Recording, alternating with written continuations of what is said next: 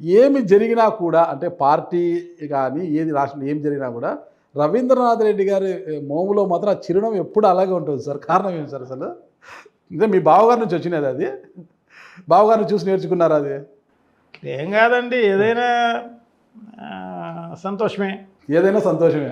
అంతే. ఒక సంతోషంగా ఉన్నారు కాబట్టి అడుగుతున్నాను. ఉండాలి. ఇటీవల మే 27, 28, 29 3 రోజుల పాటు కడప జిల్లా కడపకి అంటే మీ నియోజకవర్గ పరిధిలోనే 3 రోజుల పాటు తెలుగుదేశం పార్టీ ఆవిర్భావం తర్వాత మొట్టమొదటిసారిగా మహానాడు కార్యక్రమం నిర్వహించారు.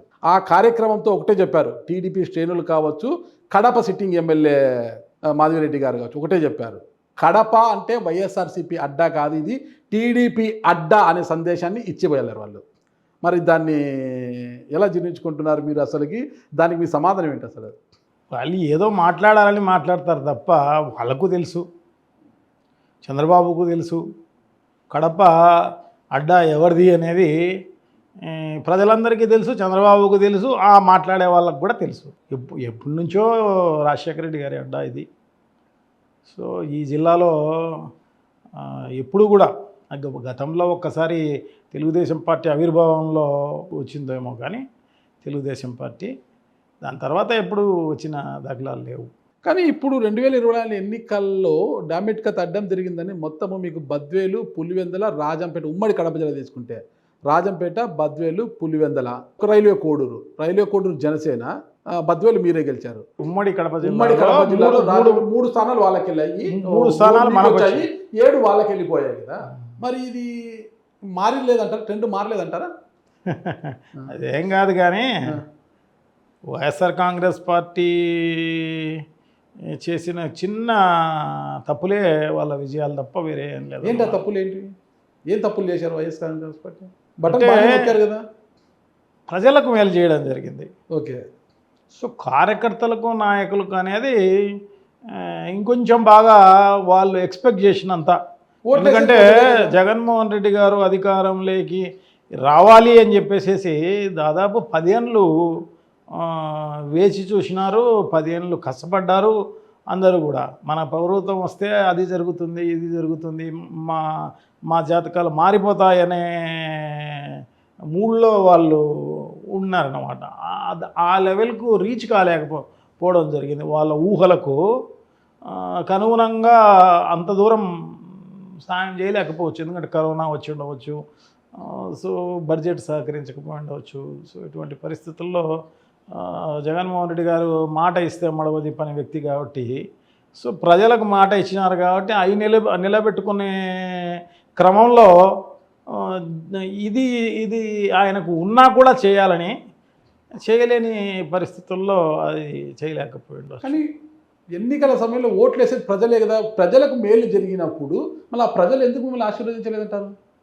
11 స్థానాలకి పరిమితం చేశారు కదా. అది డ్రాస్టిక్. అది ఎందుకంటే నాకు తెలిసి ఇది ఈవీఎంల మ్యానిపులేషన్ అని చెప్పేసి నేనైతే గతంలో కూడా ఇది అన్నారు, మళ్ళీ అదే అంటున్నారు మీరు.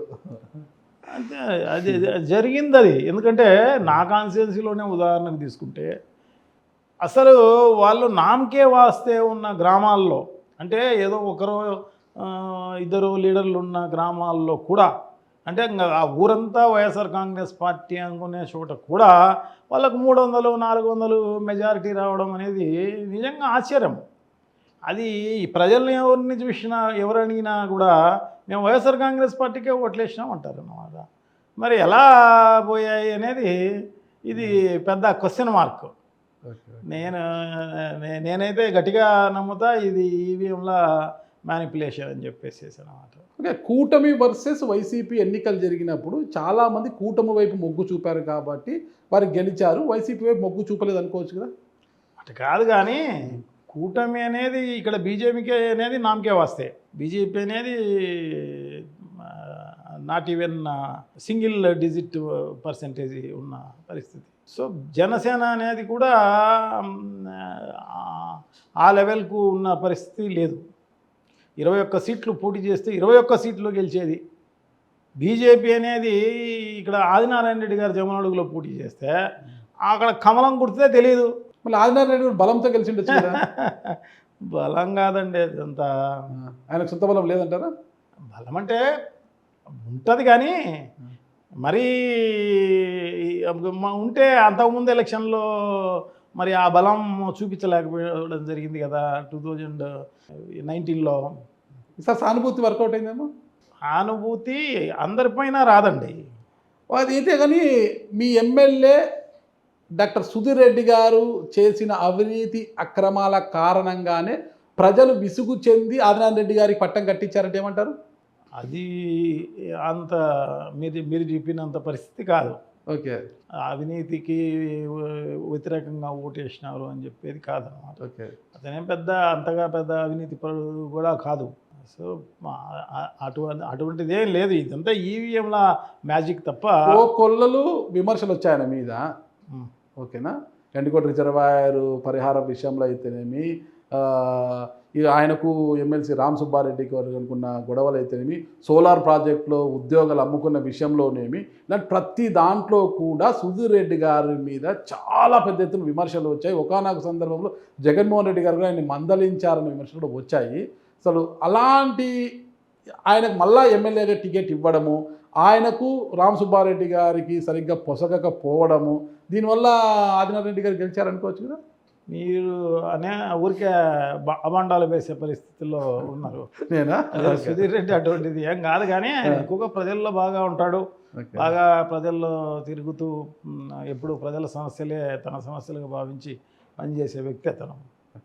సరే, అది ప్రజలు నిర్ణయిస్తారండి. అయితే ఓవరాల్గా మీ నియోజకవర్గ పరిధిలో కడప జిల్లాలోని మొట్టమొదటి రాయలసీమలో, అందులో కడపలో ఎలాంటి సౌకర్యాలు కూడా లేవు ఇక్కడ ఉండడానికి, అయినప్పటికీ కూడా మహానాడు నిర్వహించి విజయవంతంగా వాళ్ళు ముగించారు. వాళ్ళ కోసం వరుణుడు కూడా సహకరించాడు. 3 రోజుల పాటు వర్షం కూడా బ్రేక్ ఇచ్చి దాని తర్వాత మళ్ళీ పెద్ద కుంభవృష్టి కురిసింది ఇక్కడ. అంటే సక్సెస్ అయిందంటారా కాలేదంటారా మీరు? వాళ్ళేదో వాళ్ళ ఉనికి చాటుకోవడం కోసము, అదే కాకోకుండా వాళ్ళ సంవత్సరం పాటు ప్రభుత్వ వైఫల్యం చెందింది. ఈ ప్రభుత్వం సంవత్సరం అయిపోతుంది, ప్రభుత్వం అధికారంలోకి వచ్చి ఈ కూటమి పార్టీలు. సో అది వైఫల్యం చెందింది, నిజంగా ఫెయిల్.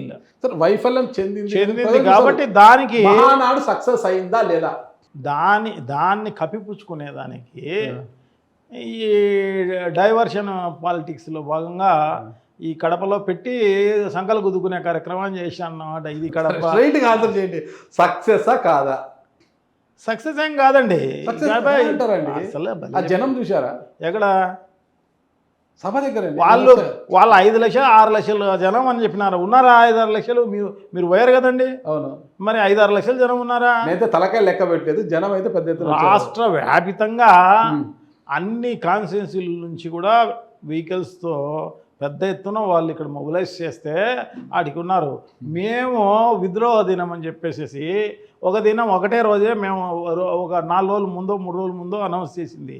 మరి ఆ విద్రోహ దినం అనేది అది ఎంత బాగా సక్సెస్ అయిపోయింది. అది అది అది బాగా జరిగిందని చెప్తారా, ఇది బాగా జరిగిందని చెప్తారా? ఇది వాళ్ళకి తెలుసు. ఏదైనా వాస్తవం ఒప్పుకోవాలి. వాళ్ళు ఇది మహానాడు అనేది సంవత్సరం ముందే తెలుసు ఈ రోజు జరుగుతుంది అని చెప్పేసి.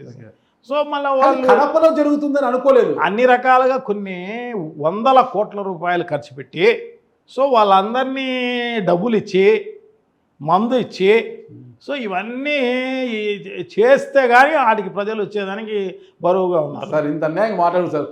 మీకు ఇప్పుడు సిద్ధ మహాసభలు సక్సెస్ అయ్యాయి. నేషనల్ మీడియాలలో కూడా చూపించారు సిద్ధ మహాసభలకి. అప్పుడు మీరు కూడా మద్యం ఇచ్చి డబ్బులు ఇచ్చి పిలిపించారని కామెంట్ చేస్తే ఎలా ఉంటుంది సార్? వాస్తవాలు అట్లేం కాదండి. మేము ఎప్పుడు కూడా వైఎస్ఆర్ కాంగ్రెస్ పార్టీకి ఎప్పుడు కూడా అటువంటి పరిస్థితి ఎదురుగాలేదు, అటువంటి గతి లేదు. ప్రజలు ఎప్పుడు కూడా వైఎస్ఆర్ కాంగ్రెస్ పార్టీ వెంబడే ఉంటారు. ఇప్పుడు ఇంత ఈవీఎంలు మేనేజ్ చేసినా కూడా 40% ఓట్లు వైఎస్ఆర్ కాంగ్రెస్ పార్టీకి ఉన్నారు అంటే 40% ఓట్లు మీ పక్క ఉన్నాయి. మరి ఎప్పుడు కూడా ప్రజలు వైఎస్ఆర్ కాంగ్రెస్ పార్టీ పిలుపు మేరకు ఎప్పుడు స్పందిస్తారు. కానీ మేనిఫెస్టోలో వాళ్ళు అనుకున్న విధంగా కొత్త మేనిఫెస్టోలో రాలేదన్నమాట.